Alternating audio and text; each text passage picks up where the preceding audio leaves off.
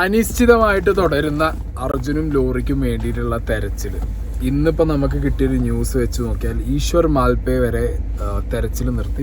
ആ സമയത്ത് കയർ പിടിച്ചുകൊണ്ട് പറഞ്ഞ കയറ് വിട്ട് ആവില്ല. പിന്നെ മുന്നോട്ട് പോകണമില്ല, ഒരു 100 മീറ്റർ പോകണമായിരുന്നു. ആ സമയത്ത് ആ കടലിൽ ഒത്തിരി കറണ്ട് ഇരുന്ന് കൈവിട്ട് പിന്നെ മേൽ വന്നു. ഏത് സ്പോട്ടിലാണ് ഇപ്പോൾ ട്രക്ക് ഉണ്ടെന്ന് വിലയിരുത്തുന്നത്?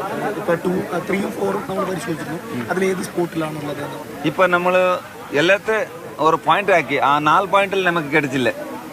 അത് അവിടെ കിടച്ചിട്ട് നമുക്ക് ഈ വീട്ടിന്റെ തകട് ഷീറ്റ്, കമ്പി, ഈ കറണ്ടിന്റെ ഇത് റോഡ് എല്ലാം കിട്ടി. അവിടെ ഇതുവരെ ട്രക്കിലേക്ക് എത്താൻ പറ്റിയിട്ടില്ല. ട്രക്ക് എവിടെ ഉണ്ടെന്ന് കാണാൻ വയ്യ. യാക്കെന്റെ കീഴെ അത്ര കത്തലായിട്ടുണ്ട്. ഇന്നലെ ഇന്നുമായിട്ട് എത്ര റൗണ്ട് നമ്മൾ ഡൈവ് ചെയ്തു? ഇന്നലെ 6 ഡൈ ആക്കി, ഇന്ന് 2.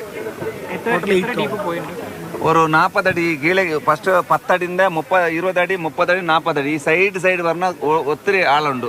നമ്മ വണ്ടി പിന്നെ സൈഡ് അവിടെ 40. പിന്നെ അവിടുന്ന് മേലെ പോകുന്ന ഒരു 50, പിന്നെ 40, 20 അങ്ങനെ ആവും. അവിടുത്തെ പ്രഷർ ജാസ്തി ഉണ്ട്. ഇപ്പൊ അതിന് നമ്മൾ അവിടെ പോകാനായില്ല. പിന്നെ എത്ര ദൂരം വരെ കരയിന്ന് 100 ഫീറ്റ്. ഈ മധ്യഭാഗത്തിൽ ഞങ്ങൾ 300 അടി വന്നിട്ടുണ്ട്. മധ്യഭാഗത്ത് ഒരു കല്ലുണ്ട്. ആ കല്ലത്തിൽ 300 മീറ്റർ ഈ സൈഡ് വന്നിട്ട് കരയിൽ ഒരു 100 അടി പോകുന്നുണ്ടോ. ഇനി വെള്ളത്തിന്റെ ഒഴുക്ക് കുറയാതെ വേറെ ഒന്നും ചെയ്യാനില്ല. ഇല്ല, ഇത് കമ്മി ആവുന്നുണ്ടാ ക്ലീൻ ആവുന്നു. തണ്ണി ക്ലീൻ ആയെങ്കിൽ ഒരു ഇത് വേണ്ട, സ്കൂബ ഡൈവ് ആക്കി എല്ലാം നോക്കാം. ക്ലീൻ ഇല്ല, കറണ്ട് കുറവുന്നു. പിന്നെ തണ്ണി സ്വല്പ ക്ലിയർ ആയാൽ നല്ലാവും. ഇല്ല, ഞങ്ങളിപ്പോ ഇന്ന് നൈറ്റ് വിളിച്ചെങ്കിൽ ഞങ്ങൾ ഇങ്ങോട്ടേ ഭയങ്കര നെഗറ്റീവായിട്ടുള്ള ഒരു കണ്ടീഷനാണ്. ഓക്കെ, എന്നിട്ട് പോലും ഡൈവ് ചെയ്ത് എല്ലാ പോസിബിലിറ്റിയിലും എന്തെങ്കിലും ഒരു ക്ലൂ കണ്ടുപിടിക്കാൻ നോക്കി. ഒന്നും നടക്കുന്നില്ല. എന്താ ചെയ്യുക?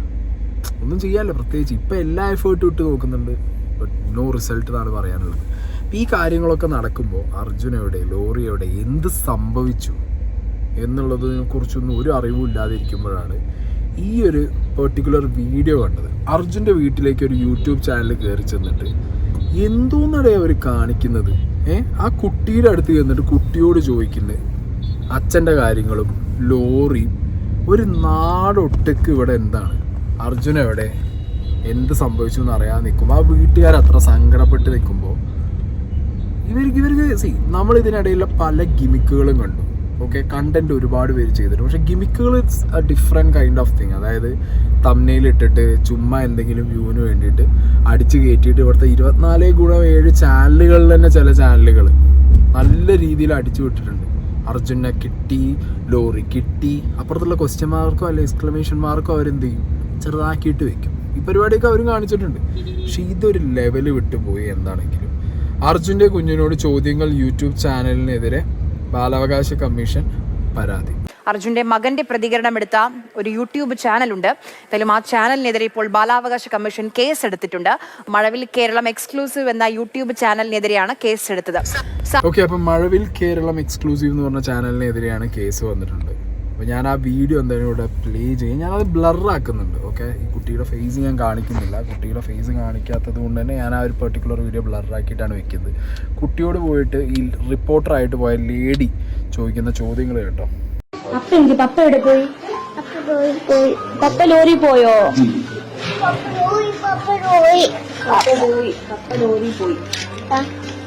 ഇതാണോ ലോറി? ഇതാണോ പപ്പന്റെ ലോറി?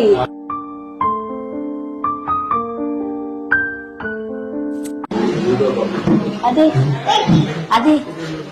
പേരെന്താ? എനിക്ക് വാ, വരുമോ? കളിക്കാൻ വരുമോ? കളിക്കാൻ വരുമോ? അന്ന് കളിക്കാൻ പോവാ.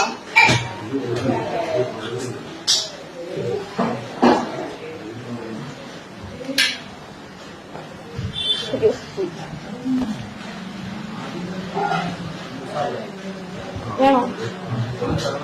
എന്താണ്?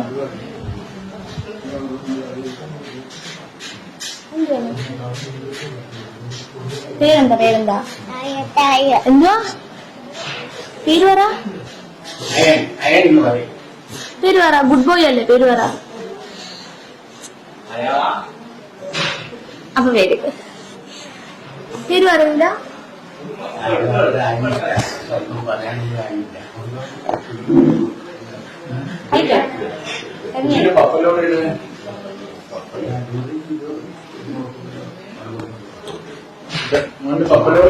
ഈ ഒരു റിപ്പോർട്ടർ ലേഡി ചിലപ്പോൾ ഇനി എക്സ്പ്ലനേഷൻ കൊടുക്കാൻ പോണ എന്താവുന്ന അറിയാം, ഞാൻ കുട്ടീനെ കളിപ്പിച്ചതാണ്. അവിടെ അവർ ആ ലൈക്ക് എന്താ പറയുക, അവരൊരു വല്ലാത്ത സിറ്റുവേഷനിൽ ആ ഫാമിലി ഇരിക്കുന്നത്. ഒരു തരത്തിലും എന്ത് സംഭവിച്ചു എന്ന് അറിയില്ല, ഒരു രീതിയിലുള്ള വേറെ ബോട്ട്സും ഇല്ല എന്താ എങ്ങനെയാന്നുള്ളത്.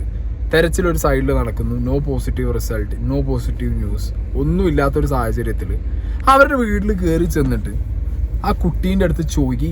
ഓക്കെ, കുട്ടി ചെറുതാണ്, കുട്ടി അതിന് ഉത്തരം പറയും, ഓക്കെ, പക്ഷെ അത് കേട്ട് നിൽക്കുന്നവർ ചുറ്റും ഇല്ലേ? ഒന്ന് ആലോചിച്ച് നോക്കപ്പോൾ കുട്ടീനെ കൊഞ്ചിച്ച് കളിപ്പിച്ചതാ അച്ഛൻ എവിടെയെന്ന് ചോദിച്ചിട്ട് അല്ല. അവിടെ ചെന്നിട്ട് അവർക്ക് ആവശ്യം ആ കുട്ടി എന്തെങ്കിലും പറയൂല അച്ഛനെ കുറിച്ച്, അപ്പോൾ അതിൻ്റെ ന്യൂസ് വാല്യൂ അല്ലെങ്കിൽ ആ ഒരു വീഡിയോൻ്റെ ഒരു ഇത് കിട്ടണം. എടാ ഇതിന് കുരുട്ട് അല്ലെങ്കിൽ എന്താ പറയുക, അങ്ങനത്തെ ഒന്നുമില്ല പറയുക, തെമ്മാടിത്തരം എന്നാണ് ഇതിന് പറയേണ്ടത് അല്ലേ? ശുദ്ധ തെമ്മാടിത്തരാണ് അത് കാണിച്ചിട്ടുള്ളത്. ഇതിനി എന്ത്, അതായത് ഒരു ന്യൂസ് ഉണ്ടാക്കാനോ അല്ലെങ്കിൽ ഓക്കെ ഇതിന്നൊരു എക്സ്ക്ലൂസീവ് ഉണ്ടാക്കാൻ വേണ്ടിയിട്ടാണെന്നുണ്ടെങ്കിലും ആ റിപ്പോർട്ടർ ചെയ്ത പരിപാടി ആൻഡ് എന്തിനാണ് ചാനൽ അപ്പ് ചെയ്യുന്നവർക്ക് നിങ്ങൾക്കൊരു ഐഡിയ ഇല്ലേ? അത് ചാനൽ അപ്പ് ചെയ്തപ്പോൾ നിങ്ങൾക്ക് തന്നെ നിങ്ങൾ എഡിറ്റിംഗ് സാധനത്തിനകത്ത് നിങ്ങൾ നോക്കൂല്ലോ, നിങ്ങളൊന്ന് കാണുമല്ലോ ഈ സംഗതി. നിങ്ങൾ കാണുന്ന വഴിക്ക് തന്നെ നിങ്ങൾക്കത് കണ്ടാൽ നിങ്ങൾക്ക് അറിയില്ലേ? അത്രയും മോശം അവസ്ഥയിലുള്ളൊരു ഫാമിലിയുടെ അടുത്ത് പോയിട്ട് അതിൽ ആ വീട്ടിൽ അർജുൻ്റെ കുട്ടിയുടെ അടുത്ത് പോയിട്ട് ഇവർ ഈ ചോദ്യം ചോദിക്കുമ്പോൾ ഇത് സൊസൈറ്റിയിൽ വരുമ്പോൾ ലൈക്ക് നിങ്ങൾ കാണുന്നവർക്ക് നിങ്ങൾക്കൊരു ഐഡിയ ഇല്ലേന്ന് ഞാൻ ചോദിക്കുന്നത്. ഇതൊക്കെ നിങ്ങൾ ഇടാൻ പാടുന്ന കേസാണോ നിങ്ങൾ? അപ്പോൾ ഇതിന് ഇനി കേസോ കാര്യങ്ങളൊക്കെ വന്നാലും അത് ഏറ്റെടുത്ത് ഉണ്ടാതിരിക്കുക, അല്ലാതെ വേറെ വഴിയില്ല. കാരണം ചെയ്ത പരിപാടി എന്ന് പറഞ്ഞാൽ ഒരു കാരണവശാലും ന്യായീകരിക്കാൻ പറ്റാത്ത പണിയാണ്. ഓക്കെ, ഇതൊന്നുമല്ല എക്സ്ക്ലൂസീവ് എന്ന് പറയുന്നത്. ഇതെന്ത് എക്സ്ക്ലൂസീവാണിത്? ഇത് എക്സ്ക്ലൂസീവ് അല്ല, തെമ്മാടിത്തരാണിത്, വേറെ ഒന്നുമല്ല. ഇനിയിപ്പോൾ ചാനലിൽ ചിലപ്പോൾ പറയേണ്ടവ പോയ റിപ്പോർട്ടറിൻ്റെ ഫോൾട്ടാണ്, റിപ്പോർട്ടർ ചോദിച്ചത് കൊണ്ടായിരിക്കും എന്നായിരിക്കും. പക്ഷെ ഞാൻ പറഞ്ഞല്ലോ, ഇത് നിങ്ങളുടെ കയ്യിലെത്തുമ്പോൾ നിങ്ങൾക്കൊരു റെസ്പോൺസിബിലിറ്റി ഉണ്ടല്ലേ? ഇല്ലേ, നിങ്ങൾക്കൊരു റെസ്പോൺസിബിലിറ്റി ഉണ്ട്. ഞാൻ പലപ്പോഴും ഇതിന് മുന്നേയും പറഞ്ഞിട്ടുണ്ട്, മരണ വീട്ടിലേക്ക് പോകുന്ന ഇവിടുത്തെ സോഷ്യൽ മീഡിയ ചാനലുകൾ അല്ലെങ്കിൽ ബാക്കി ചാനലുകളൊക്കെ ഉണ്ട്. അപ്പോൾ അവരൊക്കെ പാലിക്കേണ്ടതായിട്ടുള്ളതും അല്ലെങ്കിൽ ഒരു സ്ഥലത്തെ സിറ്റുവേഷനെ റെസ്പെക്റ്റ് ചെയ്യുക, അവിടെയുള്ള ആളുകളുടെ ഒരു മെൻ്റൽ സ്റ്റേറ്റ് അതിനെ റെസ്പെക്റ്റ് ചെയ്യുക എന്നൊക്കെയുള്ളത് ഒരു ബേസിക് മാനേഴ്സാണ്. അല്ലാതെ എല്ലായിടത്തും ചെന്നിട്ട് നമുക്ക് എല്ലാം എല്ലാ സമയത്തും കണ്ടന്റ് അല്ല, അല്ലെങ്കിൽ എല്ലാം എക്സ്ക്ലൂസീവ് അല്ല, എല്ലാം ബ്രേക്കിംഗ് അല്ല. മനസ്സിലായ? ഈ ഒരു കുട്ടിയുടെ ഒരു തംബ്നെയിലും വെച്ചോ അല്ലെങ്കിൽ ഈ കുട്ടിയുടെ ഒരു ബൈറ്റ് വെച്ചിട്ട് ആ ഒരു എക്സ്ക്ലൂസീവ് വരുമ്പോൾ അതിനൊരു 1 മില്യൺ വ്യൂവും കിട്ടി, ഓക്കെ അത് സെറ്റായി എന്ന് പറഞ്ഞാലും ഇപ്പോൾ കണ്ട ഈ സാധനം കർമ്മ പോലെ വന്നിരിക്കും പിന്നിൽ. വളരെ ബാഡ് പരിപാടിയാണ് ഈ കാണിച്ചിട്ടുള്ളത്. ഇതിനെന്താണെങ്കിലും കേസും കാര്യങ്ങളും വരുന്നത്, ഞാൻ സത്യം പറഞ്ഞു കഴിഞ്ഞാൽ കേസ് വന്നേരം നല്ല കാരണം വേണം.